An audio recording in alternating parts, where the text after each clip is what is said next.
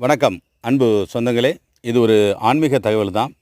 இது வந்து தஞ்சை மாவட்டம் பட்டுக்கோட்டை வட்டம் தம்பிக்கோட்டை வடகாடியில் அமைந்துள்ள அருள்மிகு மாரியம்மன் திருக்கோயில் திருவிழா வந்து சித்திரை திருவிழா துவங்க உள்ளது. எப்பொழுதும் பார்த்திங்கன்னா சித்திரை மாதம் பிறந்து முதல் செவ்வாய்க்கிழமை காப்பு கட்டி மறு செவ்வாய் வந்து திருவிழா ஆரம்பிக்கும். அந்த வகையில் பார்த்திங்கன்னா நாளை 15/4/2025 காப்பு கட்டுதல்.